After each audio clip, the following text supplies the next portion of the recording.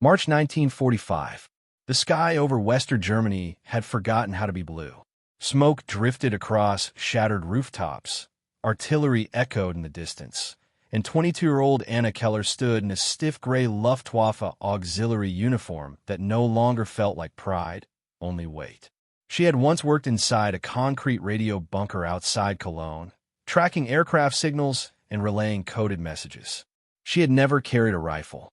She had never fired at anyone. Yet as American forces pushed across the Rhine and Germany collapsed around her, she walked out of a commandeered schoolhouse with her hands raised, surrendering alongside clerks, signal operators, and nurses who looked just as stunned as she felt.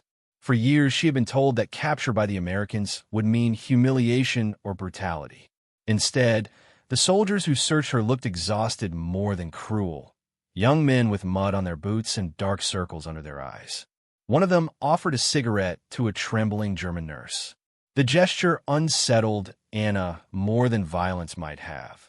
It cracked the certainty she had grown up with.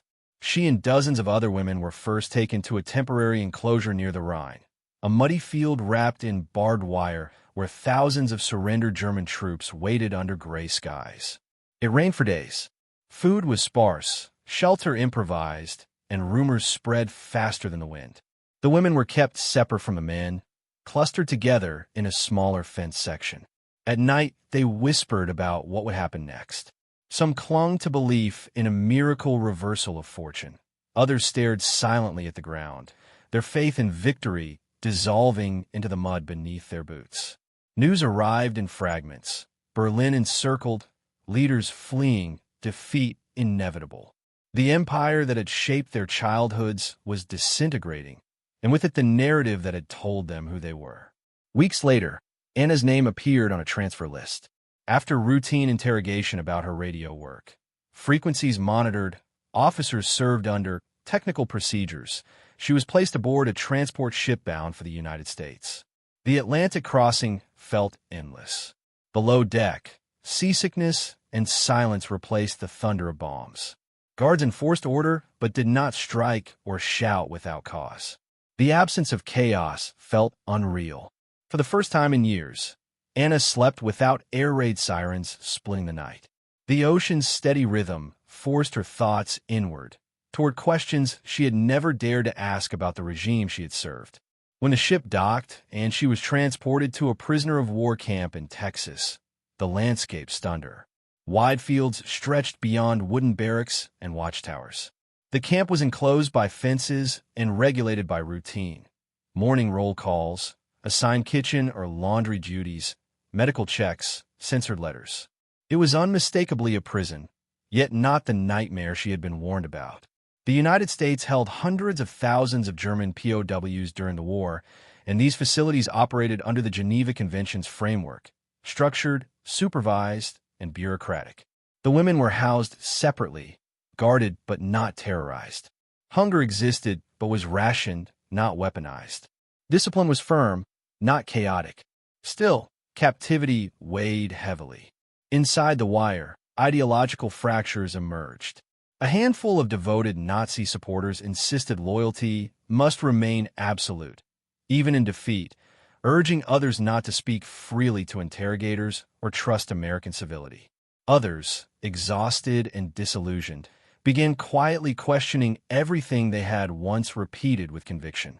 Anna felt caught between shame and confusion. She had volunteered for auxiliary service, believing she was supporting her country. Now she read fragments of translated newspapers describing liberated concentration camps and crimes committed in the regime's name. Whether she had known enough or not felt irrelevant. The moral weight pressed down regardless. Interrogations continued sporadically. American intelligence officers asked about communications networks and whether she had heard rumors of atrocities in the East. She admitted that whispers had circulated, but insisted she had not seen such places herself. The officer's expression remained unreadable as he wrote notes. In that moment, Anna realized history would not be written by those who felt it most deeply, but by those who documented it methodically. Outside the interrogation room, life in the camp followed its regulated rhythm. One afternoon, she heard jazz drifting from a guard's radio, syncopated exuberant, defiant in its freedom. The music unsettled her. It represented a culture she had been taught to despise, yet sounded alive in a way she could not deny.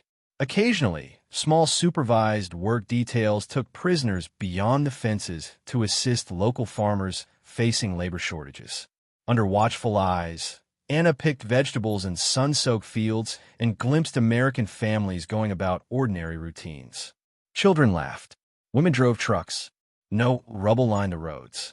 The normalcy felt like a different universe, and its existence forced an uncomfortable realization. The world was larger and more complex than the propaganda she had absorbed. Sunday services inside the camp, led by an American chaplain speaking of forgiveness and accountability, stirred emotions she struggled to name. Forgiveness implied guilt, and guilt required recognition. Germany formally surrendered in May 1945, but release did not come immediately.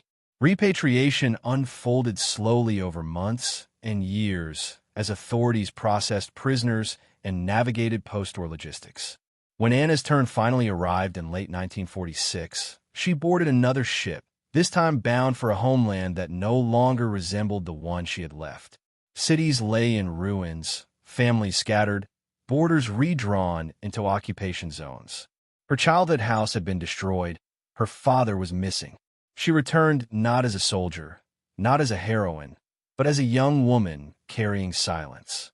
Denazification forms categorized her as a follower rather than an offender. Yet paperwork could not untangle the moral complexity she carried. In later years, Anna spoke little about her imprisonment. When asked, she described the American camp with restrained precision. It had been strict, orderly, not a place of extermination, but a place of waiting. The United States had not operated death camps for German female POWs. These were detention facilities shaped by international law, imperfect yet structured. For Anna, the true transformation had not occurred during capture or interrogation, but in the quiet hours behind barbed wire when certainty dissolved. War had shattered her country. Captivity had shattered her assumptions. She had entered the camp believing she understood enemies and allies, right and wrong. She left understanding only that human beings on every side were capable of both cruelty and restraint, indoctrination and doubt. The story of German female prisoners of war in American custody is not one of systematic extermination or cinematic villainy. It is a story of defeat, displacement, and confrontation with reality. Young women raised within a totalitarian system found themselves confined in a foreign democracy, forced to reassess beliefs while the world rebuilt itself from ashes. Behind fences and distant fields, far from bombed cities and fallen flags, they faced not execution but introspection. And sometimes, in a long silence after ideology collapses, that reckoning can feel more enduring than war itself.